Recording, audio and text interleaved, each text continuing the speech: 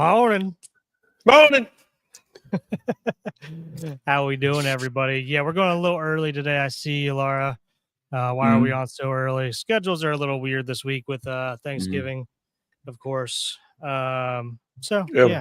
Hopefully my camera stays up. It keeps falling down, so we'll see. Yeah, we're going to do a little short one here, and then hopefully we get the three of us together tonight after Dustin gets off work.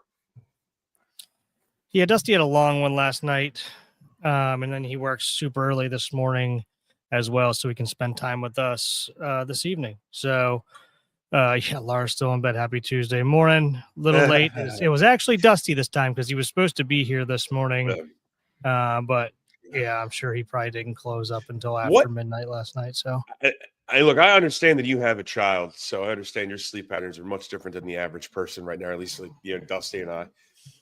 You text me at 4:48 in the morning. Holy smokereenies. When I woke up at 7 a.m. today, I was like, this dude's crazy. Yeah, I mean, my alarm is usually going off at 4:30. So usually I guess I say that, like, my alarm's going off at 4:30. So is Caitlin's usually when she's working, but when she's not working, that's my morning to get my morning workout routine in. When she is working, then I kind of have to wait until I take Banks to school. So obviously she's with me right now. They're still sleeping. So that's another reason why we're trying to get this in a little early. Just so, it doesn't affect family time here. Brooks is basically David Goggins, except without all the running. Well, I mean, family time is important time, especially when you're traveling out that way. Because I know your family comes out and sees you a decent amount. Yeah, it's always kind of like I'm coming here usually for white marlin and Thanksgiving, and then maybe another time in like the early spring. And then my parents and brother are always out for Christmas, and then they try to come out a couple other times too. Good deal. If possible. So, but yeah, other than that, little story time, I guess, on the way here. All right.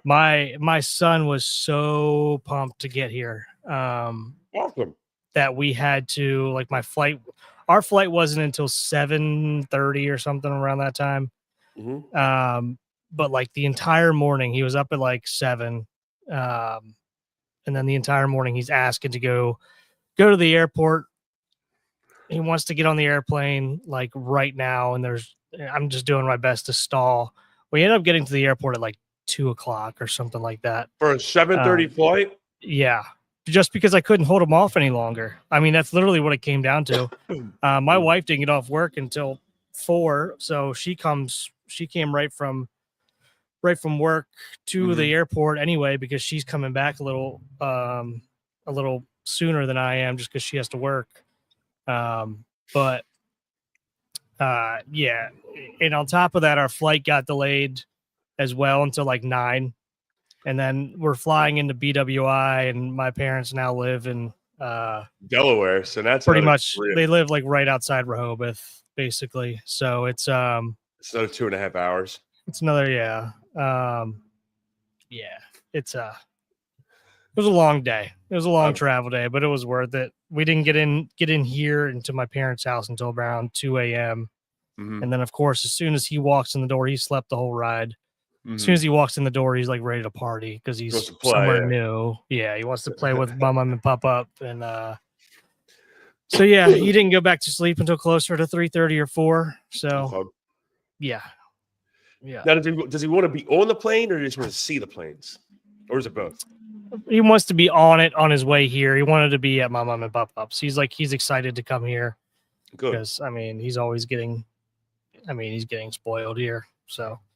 But yeah, a mixture of that and the planes, right? He wants to be on the planes. So Indiana's airport is I mean, it's tiny. It's nice. I mean, I know for like, the adults, you got a couple pubs you can hit and stuff like that. It's not like one of those desolate airports when I would always fly into El Paso. I mean, that was like being in a warehouse, and nothing fun about that. Yeah. That's kind of like why I ended up going there, because they have like free little basketball games right there in the lobby too. So I was like, all right, let's just set them up here to play for a little while. And on travel days, screen time's not a thing. It's just like, screw it, whatever you can do to manage to get through the day. Sure. So, and I see you here, Big Town. Yeah, we're in town. I'll be up your way tomorrow because I gotta drive my wife up to BWI. So, guess we'll see what we're doing tomorrow. So she's only there till tomorrow. Yep, she works Thanksgiving. So her flight out tomorrow is like at 4 something or 5. Okay. So I got to drive her back up tomorrow. She works Thanksgiving, and then we come back home Friday.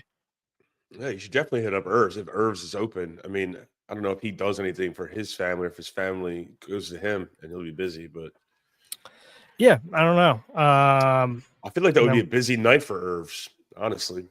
Yeah, I mean, you would think that's kind of like it feels like it's kind of like a reunion. Probably like just back there in Pasadena. I feel like if people are coming back into town to visit family, that'd be kind of the place to go. Yeah, the county bars and restaurants really thrive because everyone that lives in the city or anyone that's from out of town comes home and they all get together and hang out in the city. Like, and you know where I live, Brooks. Like my street would be almost completely empty of cars, and its parking is extremely easy now. So, yeah, and I mean, people from the city, from Baltimore City, are probably either going out to the counties or going back to their hometowns that have transplanted there. So, yeah, one of my buddies that lives up in Bel Air says it's like the day before Thanksgiving is the craziest night of the year drinking wise because everyone wants to go out and get away from family before they have to be with family. Yeah, and again, it's that whole. I mean, I remember going out and seeing you go see all the old high school guys. Yeah, that you haven't seen in a while and don't really do that anymore. But I can imagine, like, especially Bel Air High School, they probably all go out there and have a good time. But I will say, if you are up there, do not drink and drive. Bel Air cops are no joke. No, don't drink and drive at all tomorrow. It is it's bad. They're out on the hunt. Uber is a beautiful thing. Of course, I don't know about you, but I don't know if you get this. I get my typical holiday like head cold that hit yesterday pretty damn good. Probably stemmed from going to the tailgate on Sunday and having a good time, both at Dell's tailgate, and then I went to the tailgate for a heartbeat. So, yeah. I mean, we'll might have to see if we can do a quick little live session tomorrow while I'm up there. We'll see what's going on with what everyone's schedule looks like and everything like that. So, just because Dusty's got his annual frozen turkey bowling at his bar on Thursday. That's so cool. Which is, I mean, Wednesday night, I should say. Well, yeah, I guess he's not doing that because what is today? Tuesday. Tuesday. He's working tomorrow. He's working tomorrow. I need to see that in person one time. That's awesome. It's funny. It is funny. I'm wondering because he was talking to us yesterday while we were kind of moseying around. He's like, I always forget how like the week of Thanksgiving is down here. Last year, I remember just because I'm usually the one in the crowd that he's serving. Last year was dead. Comparatively to like the day before Thanksgiving was good. It's always good that day, but like Monday and Tuesday were dead when I remember stopping in those days last year. And then like 2 years ago, it was nuts the entire week. So it feels like it's hit and miss, and where you choose to spend time with family. I'm sure some people come down here for the holiday to get away from people. I mean, because honestly, I really like it this time of year because there's no traffic, nobody's anywhere in terms of like the bars. It kind of sucks because you're kind of limited where you can go at times, just based on what's open. But I don't know. It's kind of nice when you find a good spot. I mean, Woody's is always open. That's one of our favorite places to go. Well, weren't you guys there the other day or yesterday? Yeah. We went for lunch yesterday just because, I mean, I got to go get a crab cake while I'm in town. So yeah, without a doubt. Yeah, and this year in the city, I'm speaking for the city people here. I think it's going to be a little bit. I think it's going to be a hit this year instead of a miss because the Ravens are playing on Thanksgiving night. Yeah. So either people will stay in town or come back to town on Thanksgiving Day. So I think it'll be pretty good. Then after that, people are hungover. They're going to stay Friday, and I think Friday morning is going to be a banger because everyone's kind of nursing or licking their wounds. So yeah, Yeah, Thursday's gonna be wild down there, I'm sure. Oh yeah. I know our crew is throwing a huge tailgate and smoking and frying a turkey and stuff, and we Not might have to go. frying. Might Not have to go frying a live turkey. from that. Might have to go live from that tailgate. I was talking to Drew yesterday in person, and he was talking about maybe going live for a few minutes. Now it's gonna be loud as shit. You might not be able to hear anything. Yeah, But they're he'll just definitely need not. to remember his AirPods if he has any. I'm sure he does. They're definitely not going to fry a turkey. And I remember, and it kind of. I don't know if you watched the McAfee show yesterday. I know you were busy, but Tone Diggs says, "Do yourself a favor, friends. Do not put a frozen turkey into a vat of boiling oil. You're better off tying 30-pound cinder blocks to your feet and jumping in a body of water or something like that." Dude, the videos, if you've never seen like what happens when people do that, I have. Usually the fire department, or they'll do something on the news for it, just as a, hey, like just a reminder. I know this happens once a year, but remember to thaw your turkey. Yeah. The fact that Delaware Dave, who runs these tailgates, and he's running tomorrow's tailgate or Thursday's tailgate, he told Drew, like, we're not frying a turkey. He goes, I've never done it before, and I don't want to blow up a parking lot. And dude, it's like, if it is frozen, it's literally like a bomb going off. It's nuts. It's wild. Those videos are crazy. Yeah, I mean, but I will say, when we did Thanksgiving up at or I guess our early Friendsgiving that year up in Deep Creek, and I think tall guy Chris Merrick, he fried a turkey, and it was incredible. I mean, it was so good. Probably the first fried turkey I had was that.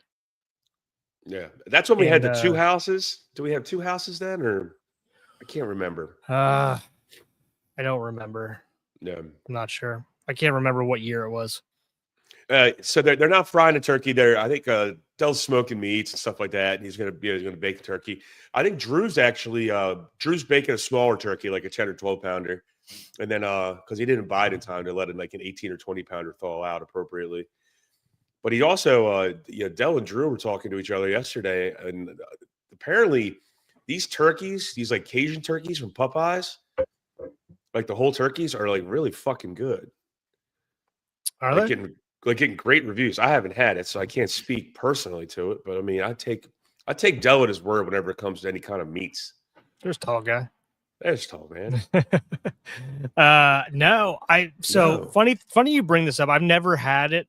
But there's a Pennsylvania delicacy called Lebanon sweet bologna, and my mom was just up in Lancaster. She goes up there a few times a year, and obviously that's where I went to college. A lot of my roommates grew up around that area as well, so it's kind of like nostalgic to me because we always had it in our house when we lived together. Lebanese smoked bologna. It's called Lebanon sweet bologna. Okay.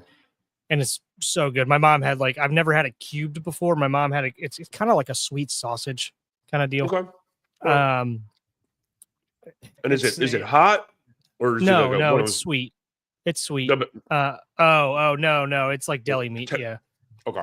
Yeah. So the cubed ones was the first time I had it, and that was cold, and I've already gone through the whole container since I've been here. But I've never had it like that before. My roommates used to buy it sliced, like obviously like lunch meat. And they'd buy a bunch of it and cheese. And I have my roommate Derek. He's been on this podcast before. He just had their second child. I've been trying to get him on the podcast even more. He's a little busy though. He's a little busy, and he's a wild one. He's a good one to have on. But anyway, he was my roommate, and he's from Lebanon, Pennsylvania, and he would just he would have a bunch of them sliced up. He'd like put that in cheese. And he'd like nibble around the edge because the edge is like super sweet too with the casing or whatever. And dude, it was just constantly in our house during college. So it sounds good. I definitely want to try it. Next time I go to Lancaster, it's all year round, I assume? Yeah, I think so. I don't see why it wouldn't be. But I've only found it in Lancaster, I believe. It's definitely not out in Indiana. I've never seen it. Next time I go up, I'll remember that, because we always go to Shady Maple.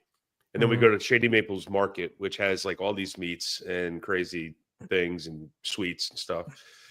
So, what do you I'll tell you what. When we went to the tailgate, we did pit beef, pit ham, pit turkey for this past tailgate. But also, Dell made his apple dump, smoked apple dump pie or cake, apple dump cake. That is like crack, meth, and heroin mixed into one dish. It is so addicting. You eat it, and I could have just eaten that. And I don't have a big sweet tooth, even though I sit here and eat gummy worms, because I just got a sweet tooth right now after eating that. But oh my god, it was so damn good. Holy hell! I think I've had It might be that my before. favorite dessert. I think I've had that before. It's got like the crumbles on it and stuff like that. Got the Or crumbles, like whatever they're called. I don't know what they're called. It's a warm dessert. Like he had it in a shaping dish, so it's getting heat from underneath. It was so fucking good. Oh, I could have literally just eaten that, not the pit beef. Yeah. So did you go to the game or no? No, I haven't gone to a game. Did you watch the game? I watched the game. Mm-hmm. Yeah. I didn't get back. I have a routine. I go to the tailgate and then I'll Uber back. And so like getting an Uber from the game is pretty difficult because I got some of the roads closed. So I usually get back around the end of the first quarter. Yeah, I'm sitting here looking. This is off topic, but every single time I come out here or we do a podcast on the road, I forget one little thing that's like essential. And I'm doing this from my camera on my phone instead of like the regular camera that I have because I forgot the clip that goes on the bottom for that clips onto the tripod. So I'm just staring at it right now. Like, why the fuck did I bring this all the way out here for no reason? Just fuming. But well, I think we all go through that in travels. Now, obviously not just camera clips, but you forget like socks or you forget a belt. I remember one time I went to a wedding and I forgot my pants to my it's suit. always a little thing too. It's something that you need too. Absolutely. We went to a wedding actually in Deep Creek Lake. And I had my suit coat, I had my shirt, my dress shirt, everything else, everything. I left my dress pants, my pressed dress pants, on the fucking bed. And we get all the way out there, 3-hour drive, and I'm like, fuck! I had to drive into West Virginia and buy new pants to match my suit. Yeah, it's either that or you spill something on them, and you're like, all right, well, I guess I got to buy new pants now. Buy new pants. Here we go. Yeah, man. But anyway, back to the game. What are your thoughts on the game as a whole? As a whole, we did what we had to do. We won by 13 points. By the way, how does Vegas get this so close? Come on. Hey, we all got that right, though. Yeah, we did. Team ride. But as a whole, we did what we needed to do. You beat the bad teams. We played down to their competition. We played down to the competition in the first half. Lamar definitely looks hurt. I don't care if he comes out and says he's not. He is. Now, a win's a win. And if you make it to the Super Bowl, no one really gives a shit what the score was to the Jets game in Week 12. But I want to see and I think we all, as a collective fan base, want to see the team gel a little bit better on offense. The defense looks good. I really like how the defense is playing. So, yeah, I mean, what do you think? My biggest takeaway is that my dad was asking me last night. I was like, really, the only thing I can really say about it right now is defense looks good still. I mean, obviously, Jets aren't a great offense, but I don't know, man. I mean, they're getting timely turnovers now, which we've been begging for. We were begging for a turnover there for a while in general. But now, I mean, they're getting timely turnovers. And I mean, we look back at like the Rams game where we held them to whatever, under 20 points again. And they're rolling. I mean, they're absolutely rolling. So that makes me feel even better that we kind of stymied them. I think Puka got hurt towards like the middle of that game, maybe the end of the game. I remember he got hurt. I don't remember. Yeah. So, I mean, I'm pretty happy at the moment in terms of that. And like you said, the offense is doing what it needs to do to win. Do they look great? No. I mean, it's hard to look as good as they've looked over the past couple of years, to be honest with you, because I mean they've been unbelievable. But the scoring in the red zone short yardage situations have been frustrating for sure, and it got a little bit better this past week, but it's still not great. I don't know, man. And then I was listening to Kevin and Zach their post game the other day, and they brought up a good point. Not that this really even matters for this season, but like it's such a Ravens thing to like go through this in the middle of the year where it's like, yeah, we're good. We're probably going to make the playoffs, but who really is going to take us to go win the Super Bowl? And that's kind of how it felt the 2012 season. Because we had that terrible lull towards the end of the year. And even the middle of the year, because I mean, you remember we fired our offensive coordinator, changed the offense. I think we shuffled our offensive line the day or the game or two before the end of the season. It might have been right around this part of the season that we let Cam Cameron go when you bring in Jim Caldwell.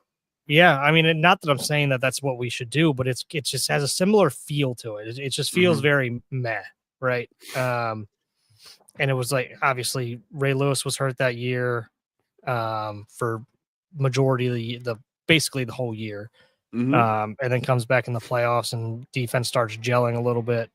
But yeah, it just feels very meh. I mean, they're doing what it takes to get. I mean, they're getting the job done.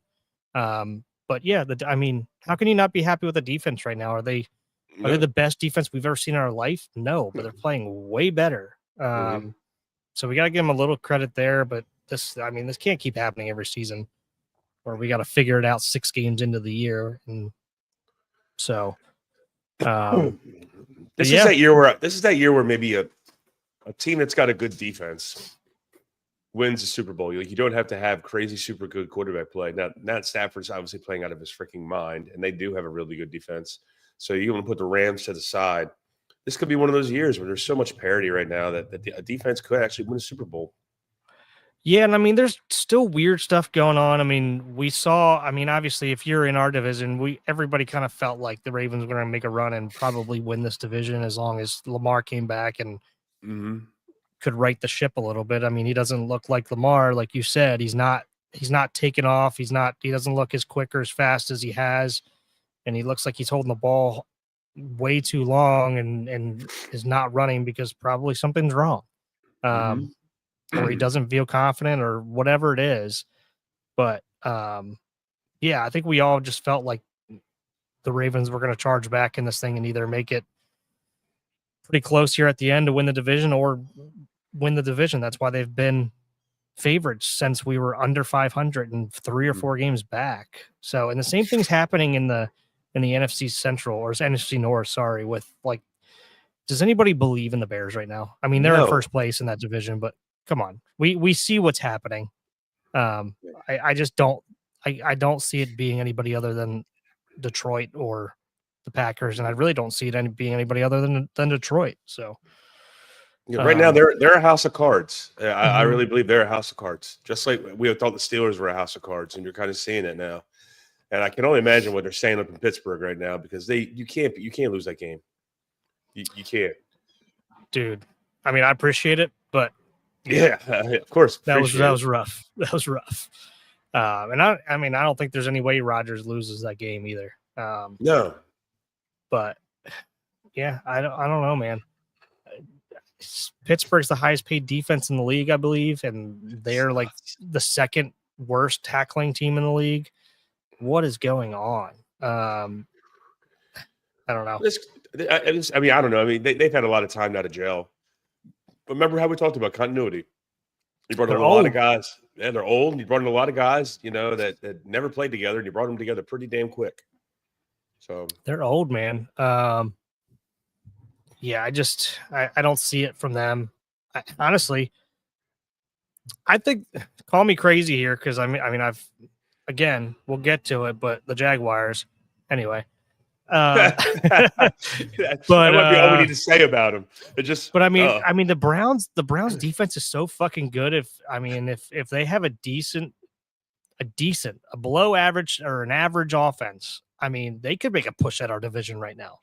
Christ. Myles Garrett should now win the MVP. I'm sticking to that. It's insane. Now it'll never happen. No. That's crazy. He's going to smash the sack record. He's going to have 25 to 28 sacks. 18 through 11, 12 games. 11 games. It's not even going to be close. Not even going to be close. He's defensive player of the year. He already won it. Like he can just stop now. Yeah. Take your foot off the gas, dude. Their defense is so damn good. It's terrifying. I think they're the number one defense now, and push the Broncos back to 2. I mean, they should be, and I mean, also, LA's defense, the Rams' defense is pretty good too. Mm-hmm. By the way, did you see how jacked Aaron Donald was or is still? Yeah, he could play. He could play right now. But it's almost like they don't need him, and that sounds crazy to say, but a 6-time All-Pro or whatever it was, a 9-time All-Pro. Yeah, somebody said I was watching a show with one of the offensive linemen on it from the Rams right now, and they were like, "It's not that Aaron Donald can't play; it's that he doesn't want to play." It's he could still very much come back and be the best lineman on this team. It's just that he's just done with these. Yeah, why he got nothing else to prove. I mean, and that's where you end up getting hurt when you're not all like fully invested. You end up getting rolled up on. His bobblehead was sweet. Did you see it? No. So it's him, and if you remember, after he sacked Burrow to win the Super Bowl, he takes his helmet off and he's doing this thing with his hand where he's pointing to like, give me a ring. So that was his bobblehead. It's him with his helmet off doing that motion. It's pretty sweet looking. Yeah. Yeah. And I mean, I wonder if he's kicking himself at all for kind of retiring maybe 2 years too early. I mean, this is the second year, I believe, that he hasn't been in the league. Yeah. Because he probably thought they were going to start going through a rebuild here soon. They were. It's loud. What the hell was that? A truck out here in God's country. But yeah, it's I always wonder if he's kicking himself, but whatever. Who cares? I mean, as long as he's happy. Yeah. I mean, you get to a point where you're just like, I'm done with this. I wonder if he comes back, it restarts his Hall of Fame clock, right? I mean, he's getting in one way or the other. Yeah, and I mean, it's the same thing with JJ Watt because those rumors always tend to pop up here and there. But yeah, it would restart it. And again, with JJ, I think there was a strong consideration from him just watching the way he talks at times up until this year. I think this year was the year that he was like, no, I'll stay in great shape still, but I'm not staying in shape just because maybe there's a chance I can come in and snag a ring. I think this is the year that he was just kind of like, yeah, I'm good. Yeah, I'm done. And he's got so many other things going on with the 2 soccer teams. And I think like half the time he probably lives out in England. Yeah, he goes to those Burnley games. He's an owner and he seems very, very active in that. So, yeah, I mean, I mean, maybe he's flying back and forth. He very well might be, but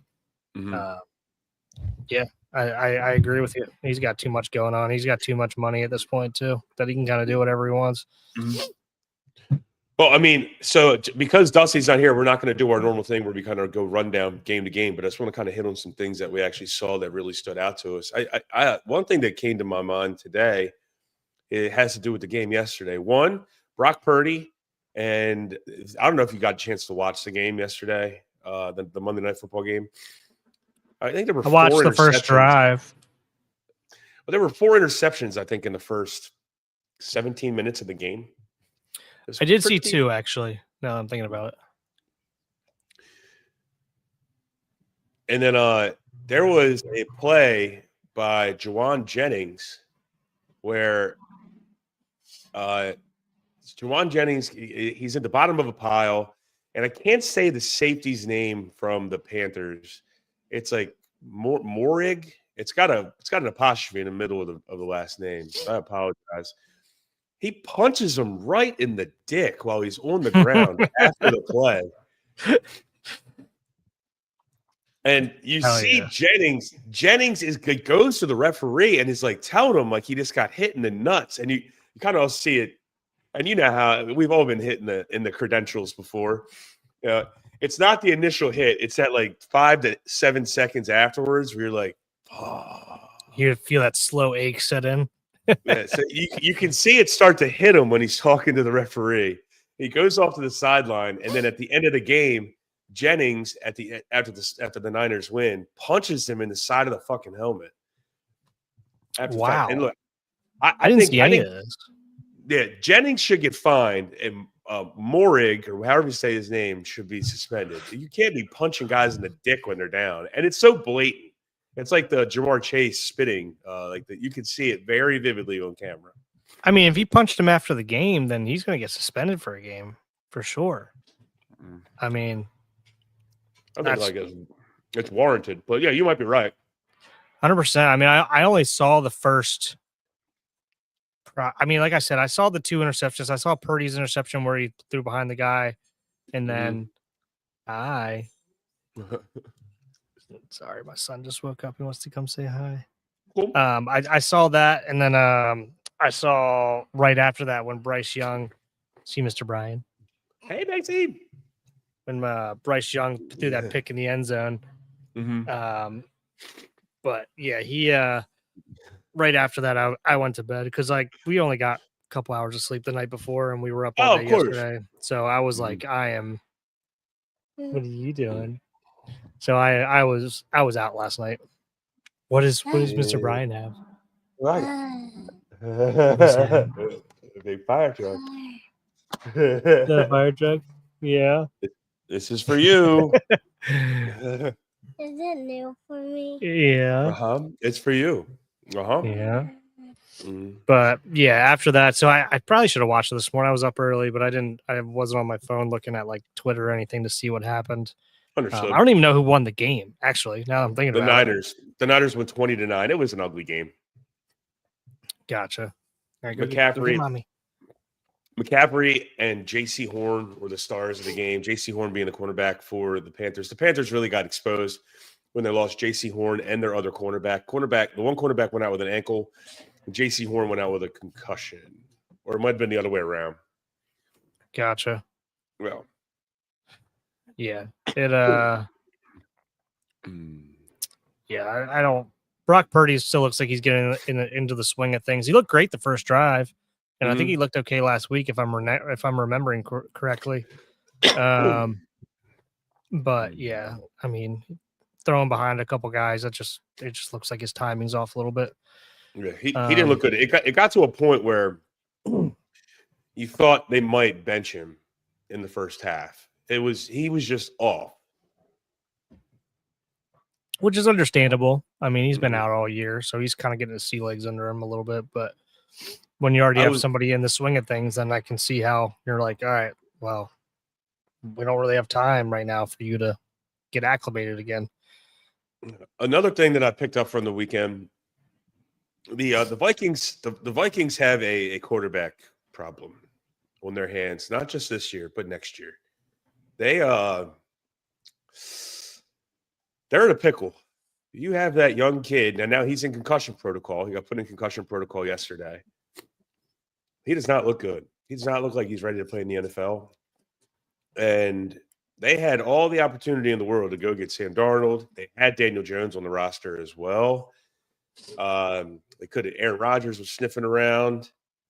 They could have brought Kirk Cousins back, or at least traded for him if they wanted to, just to give it one more year of run before J.J. McCarthy came in. I don't know what it would have done to that young man's confidence, but now he does not look good. And now they're going to play this kid, Max Brosnan, who was the FCS player of the year in New Hampshire. And then he transferred to the University of Minnesota, and he did very well. Now he went undrafted, but apparently he's been, popping off pretty good in practice. So you're going to most likely see him start this weekend. And if he goes and does well, all of a sudden he's going to have to, because if he's in concussion protocol, he's probably not going to get cleared. Yeah. Especially with it's the NFL season. So I say the holiday, those teams don't take any days off. But yeah, The Vikings are in trouble because that's a win now team. Like all the veterans on that squad, I'd be pissed if I'm Justin Jefferson. I'm like, fuck this. I want my numbers. I'm sure he's got an incentive-laden deal, even though he's making a ton of money. I want to get paid, and I want to win games. Yeah, and I mean, I don't know. Am I giving up on JJ McCarthy? No, but I mean, he's obviously potentially not ready yet, right? He's making. We've seen it. We see flashes, right? Mm-hmm. It's the same thing that we say with Caleb Williams too. Like you see it every now and again. You're like, oh, there it is. There's the fucking talent that gets you drafted. Caleb number 1 overall, and JJ was what, top 10? I forget what he ended up going. JJ was number 10. Yeah. So and then Bo Nix went number 11. So you sit there and you see it every once in a while, and I've seen it like against the Lions. Man, he made a lot of great throws against the Lions, and that's what made me nervous for the Ravens to go up against them. I'm like, they got all these guys in terms of weapons, like with Addison and JJ and their running backs, and I was like, man, I hope our offense can contain him. But then when he played against us, you saw a couple decent throws, but I mean, there was a couple throws he missed by a mile too. So the guys are wide open. He's missing them, and it's like his safety valve at TJ Hawkinson. You can see frustration. Yeah, it's just they got a problem. They got a problem on their hands. Yeah, and then I remember when he was playing the Ravens, like there was a couple of balls that Justin Jefferson, I say he dropped. They were very tough catches, but a guy like Justin Jefferson makes them. We're probably expecting him to make them because I think we all think that he's a top 2 receiver in the league, right? Mm-hmm. So we're all like, man, he usually makes that catch, and he dropped it, and it was an unbelievable throw, and it just looks like another incomplete pass, but it was an amazing pass. It's just, and again, I can't sit here and say like, hey, Justin Jefferson dropped it, it's on him. I mean, it was a tough fucking catch too. It was just an amazing throw, and it would have taken an amazing catch too. Those things start compounding. I mean, when you have, when you're missing guys that are wide open, and then all of a sudden you have a couple drops, it all adds up, and then all of a sudden you're down 2 scores.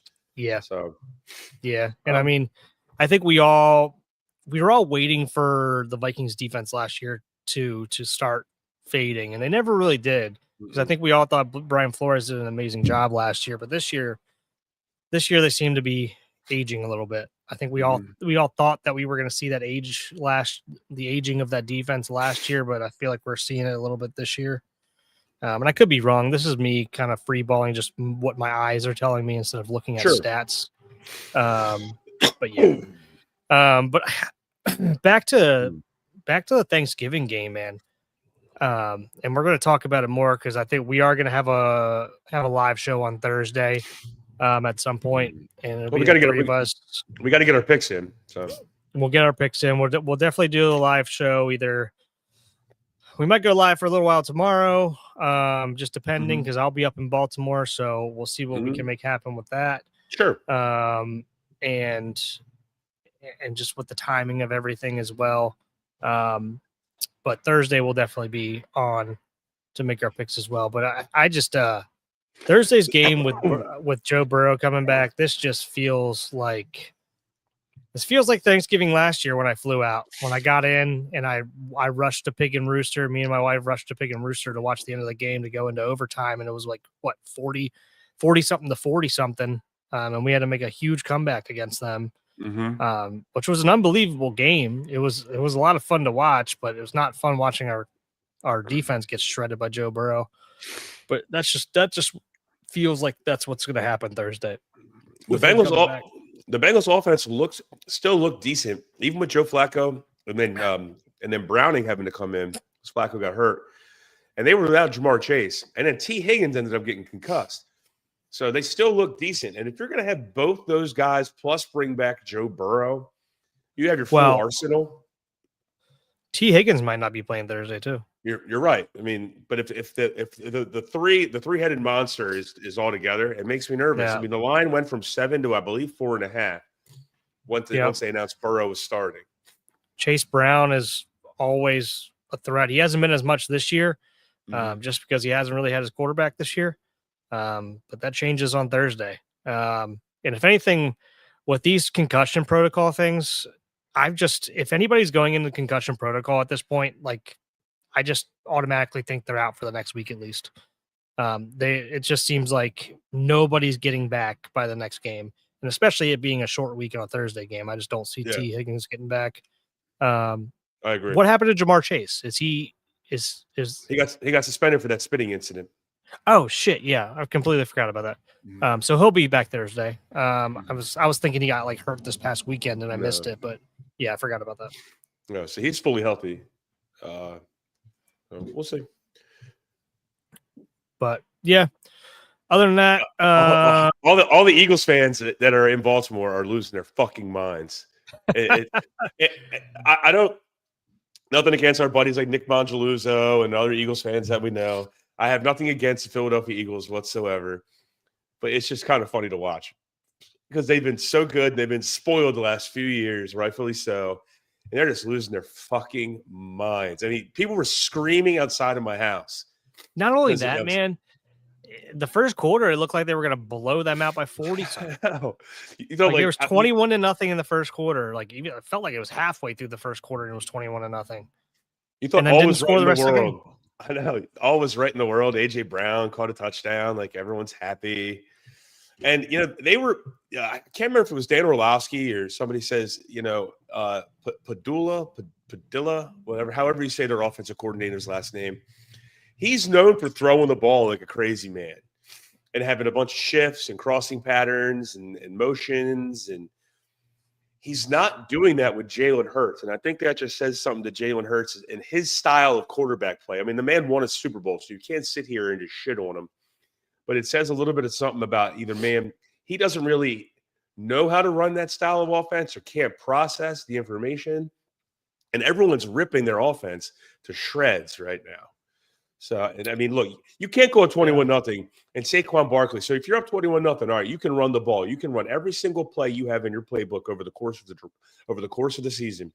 There's no reason in hell Saquon Barkley should have 10 rushes for 22 yards. No, absolutely not. There's no reason.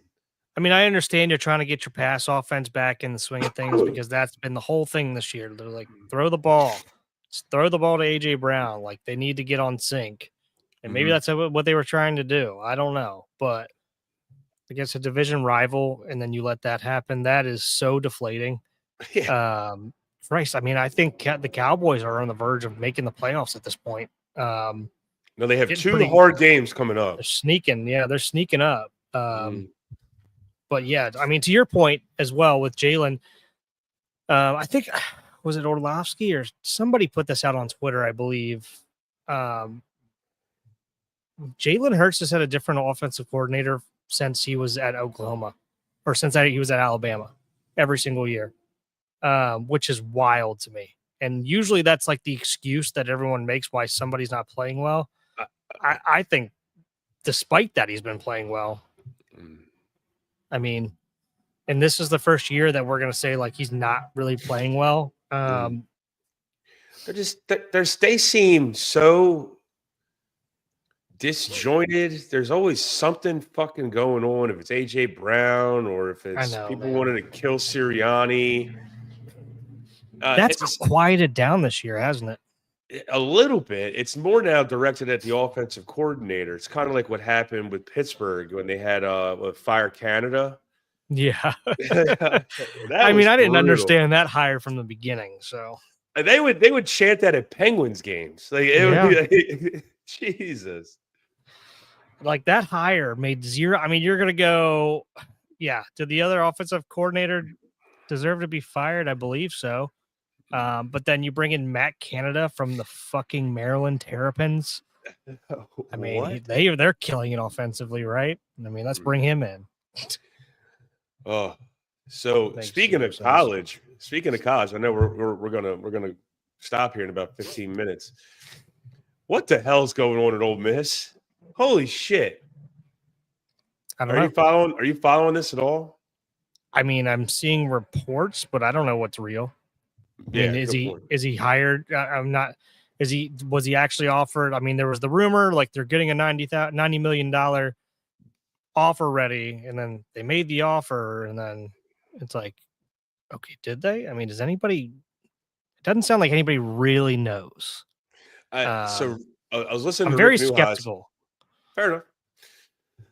I was listening to Rick Neuheis when he said he's been talking to some people in the coaching tree, and he actually dropped Nick Saban's name.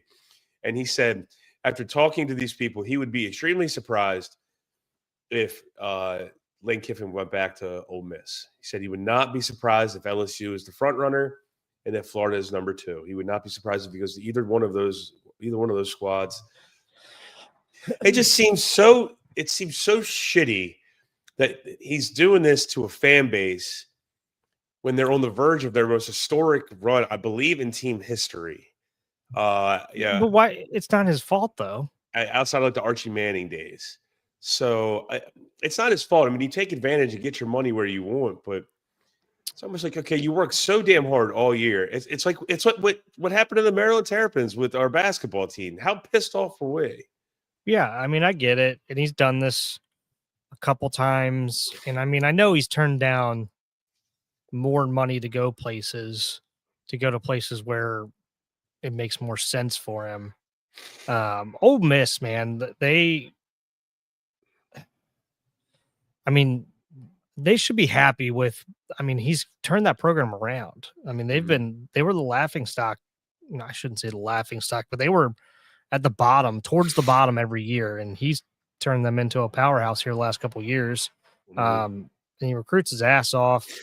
And I respect the hell out. I used to hate Lane Kiffin, but I respect the hell out of him saying, like, hey, basically saying, yeah, this is what happens.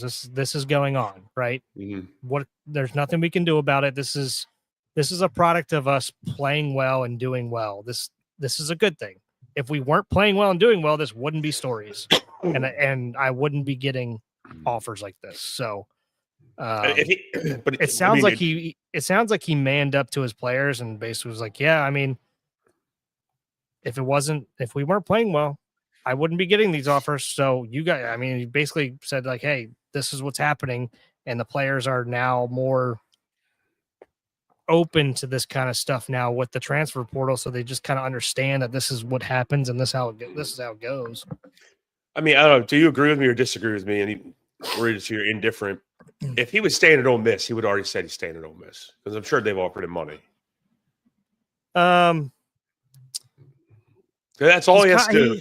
He has to come out and just say at a press conference, I'm staying here. I'm not going anywhere. I thought he has. No. Or he's kind of alluded to it or something. The question came, he alluded to it. He given an ultimatum by the athletic department? And he said which that story is all bullshit too. Oh yeah. That pisses me off. But yeah, it's he said something like, hey, money isn't, he's basically said, if I cared about money, I would have been somewhere else years ago. And which I respect. I mean, I get that, but that somewhere else was probably not LSU or Florida. So I don't know. And honestly, it's up to him. He's earned the right. What's he supposed to do if he wants that job? If he does want that job and he's planning on taking it, is he supposed to come out and say that right now? So no, you can't say right before the Egg Bowl. That's why he's probably having this. That's why he's having this press conference on Saturday with the chancellor, or the vice, whatever the hell the person's name is. His name's like Kevin Smith, something very American. But yeah, but it just seems like he's gone now. If he leaves, all right. So if he leaves, let's say he takes LSU, you can't have him coach the team. The transfer portal opens up. They're going to be in the college playoff most likely. The transfer portal opens up. What is he going to be doing? Getting ready for, Alabama or Ohio State while also recruiting for LSU? There can't be, there just can't. There's got to be some limitations on this stuff in terms of like dates and everything. Like he can't come out and say he's taking the job. There's no way.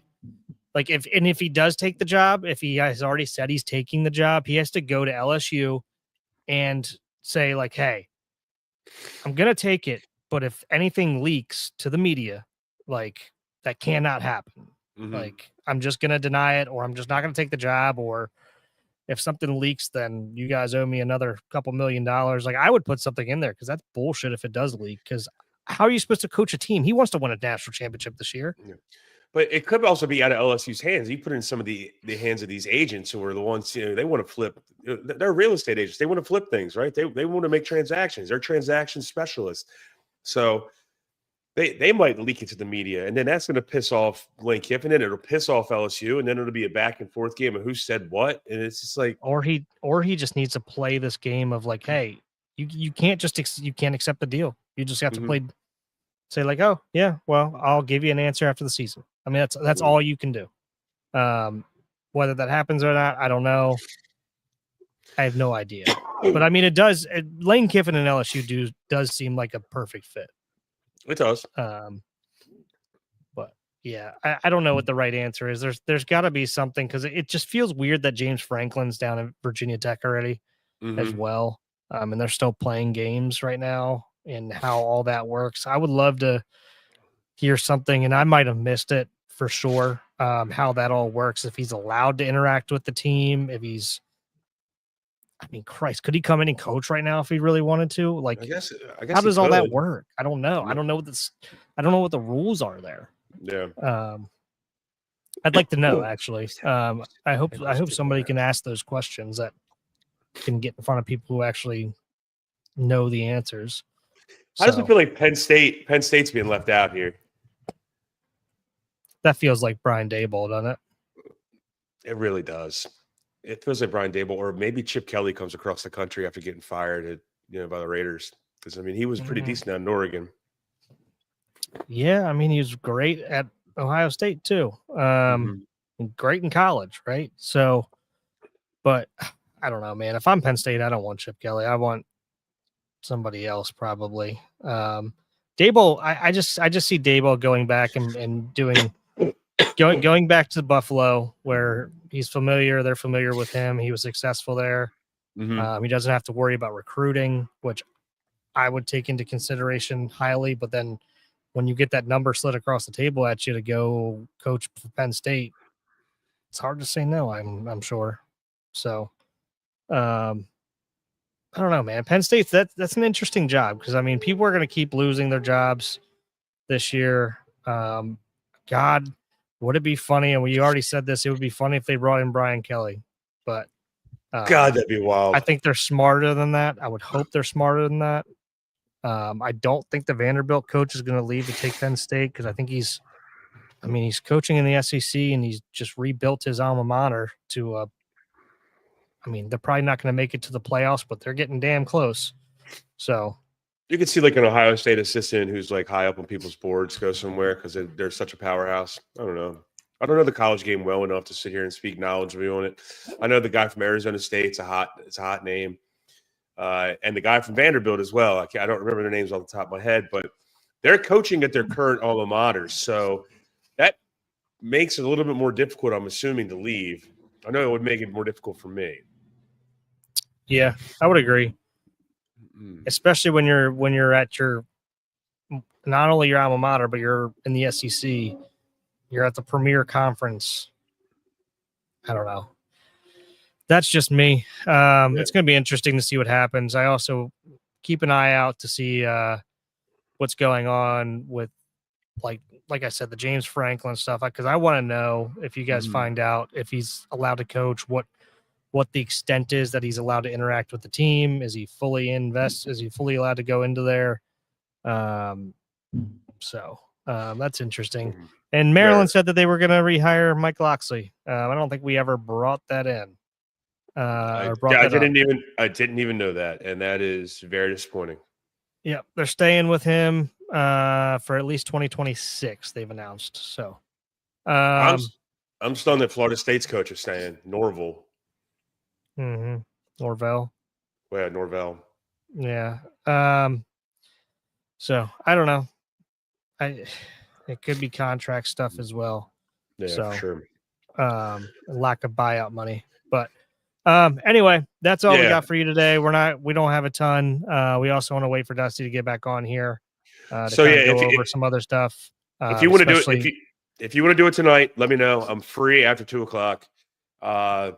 and then if not tomorrow during the day, and then definitely Thursday during the day. I'm totally fine with any of them. Yeah, This keep head an eye coach out. We'll announce it on social media somewhere. So just keep an eye out for that. Obviously it's a holiday week, so things kind of get jumbled and it's kind of random. So, but yeah, I'm gonna go drink half a bottle of Dayquil. Nice. You have fun with that. Yeah, thanks. All right. See you, boys. Right. Appreciate you. Thanks for following along to listen to these two idiots, usually three, but we'll see you sometime soon. Sometime soon. All right, buddy. I'll shoot. Let's keep communication via text. All right. Yep. See ya. All right. Sounds good.